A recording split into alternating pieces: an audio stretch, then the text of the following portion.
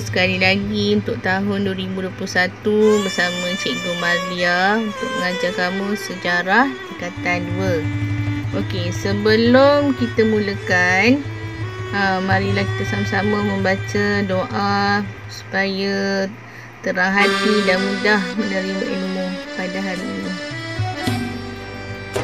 Okey, pastikan kamu semua telah bersedia dengan buku teks dan juga buku kerja.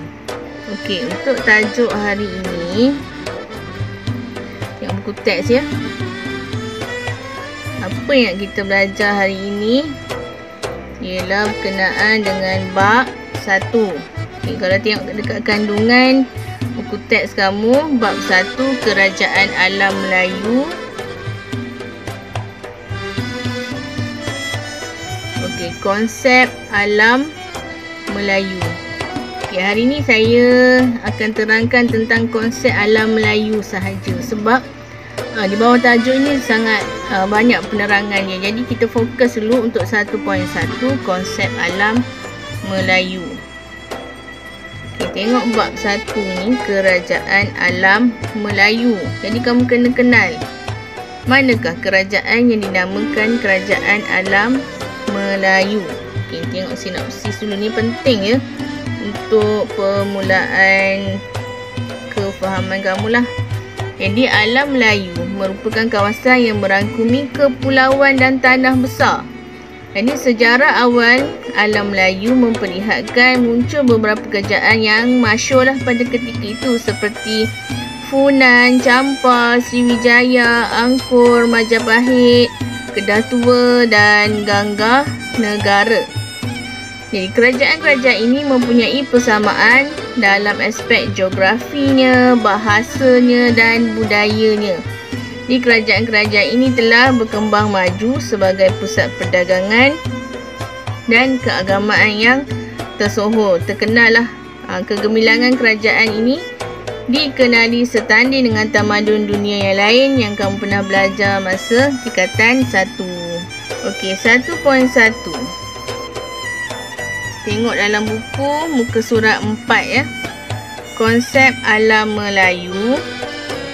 Jadi alam Melayu ni merangkumi gugusan kepulauan dan tanah besar di bahagian tenggara benua Asia.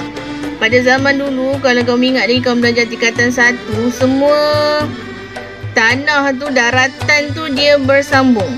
Jadi kamu bayangkan zaman dahulu Malaysia, Indonesia tu tak ada laut. Dia bercantum. Jadi dia sebuah tanah besar sebenarnya. Itu sebab dia dikenali sebagai kepulauan. Kepulauan ataupun gugusan kepulauan dan tanah besar di bahagian tenggara benua Asia. Dan kita boleh tengoklah dari sudut geografi. Sudut geografi yang diterangkan oleh Profesor Emeritus Datuk Dr. Nik Hassan Syaimi Nik Abdul Rahman, seorang ahli arkeologi. Jadi menurut beliau, alam Melayu ni meliputi kawasan dari Madagaskar ke Tanah Melayu, Papua New Guinea, Australia, New Zealand, Kepulauan Pasifik dan sampai ke Taiwan. Ini kalau kamu tengok dalam buku tu, boleh nampak lah.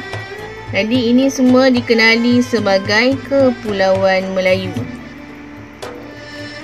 Menurut Hadi Haji Hassan, ahli akademik pula, alam Melayu merupakan satu lingkungan geografi yang luas meliputi Kepulauan Melayu hingga selatan Thailand. Jadi itu menurut ahli sejarawan yang kedua lah, tokoh yang kedua. Okey, yang ketiga, menurut Profesor Emeritus Tan Sri Datuk Pendeta Dr. Ismail Hussein, seorang ahli bahasa dan budayawan, beliau mengatakan dunia Melayu meliputi selatan Vietnam, Kemboja, selatan Myanmar, segenting Kedah, Malaysia, Indonesia, Brunei dan Filipina. Jadi semua ini dikatakan Kepulauan Melayu. Okey, menurut Alfred Russel Wallace seorang sarjana barat. Beliau mengatakan Kepulauan Melayu meliputi Tanah Melayu hingga Tenasserim dan Kepulauan Nicobar Filipina dan Kepulauan Solomon hingga Papua Nugini.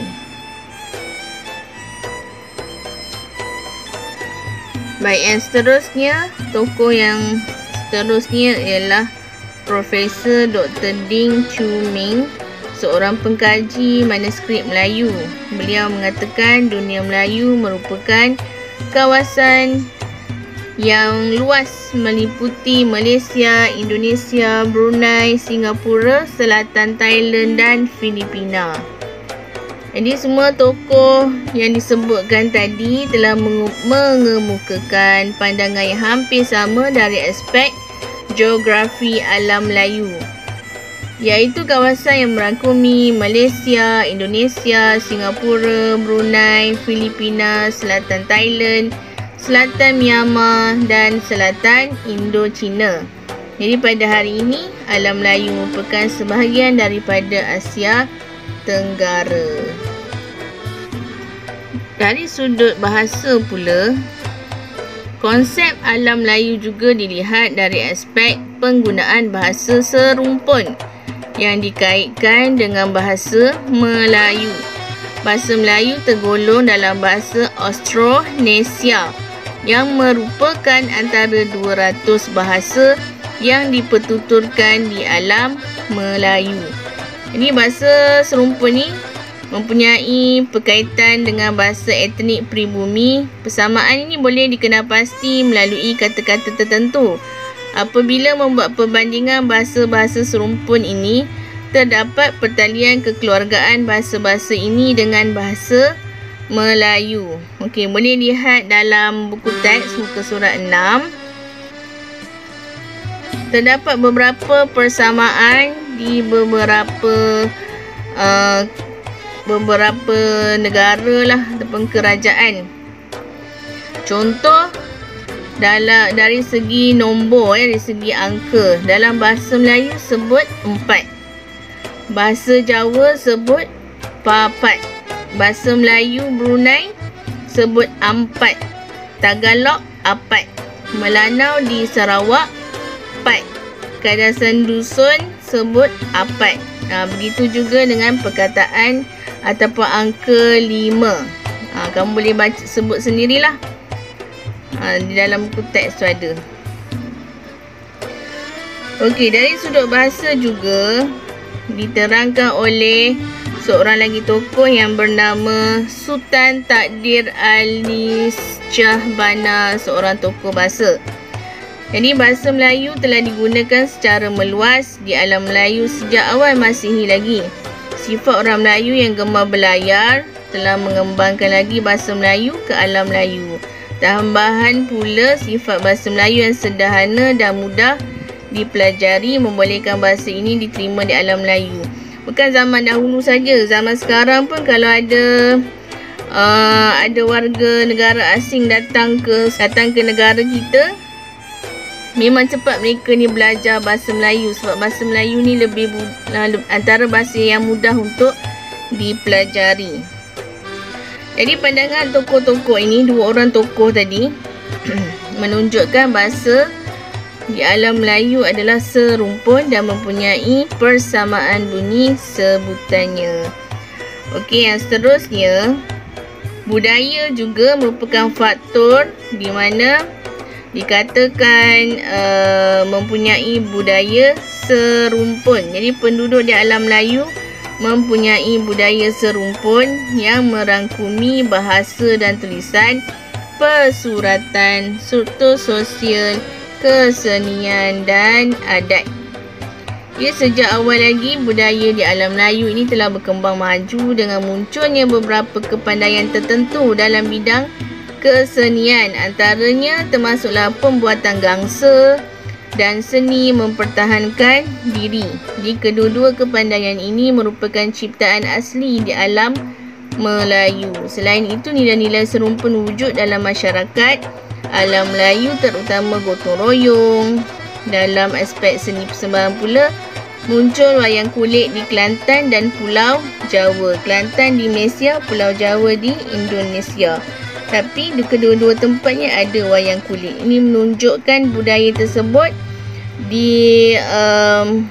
diamalkan di alam Melayu. Persamaan budaya dalam kalangan masyarakat alam Melayu membuktikan bahawa alam Melayu ini merupakan kawasan yang memiliki kebudayaan serumpun. Selain itu, seni mempertahankan diri, silat bukan hanya di Malaysia tapi ada juga di tempat-tempat yang lain. Alam Melayu merupakan suatu lingkungan geografi yang luas dan mempunyai persamaan bahasa dan budaya. Walaupun penduduk alam Melayu ini dibahagikan kepada beberapa buah negara, tetapi ikatan keserumpunan bahasa dan budaya masih kuat dalam kalangan penduduk di alam Melayu. Hal ini memupuk kesedaran bahawa kita serumpun di alam Melayu. Jadi kamu boleh baca semula kalau kurang jelas dan boleh tanya saya lah, dan kita bincang dalam grup sejarah. Okey, saya rasa setakat ini saja penerangan saya. Semuanya ada dalam buku teks. Jadi kamu boleh baca semula jika tidak faham. Kalau faham, bagus. Sebab tajuk ini senang sahaja. Dan kamu bolehlah buat latihan pengukuhan dalam buku kerja muka surat 5 dan muka surat 6. Okey, sampai di sini saja penerangan saya. Terima kasih.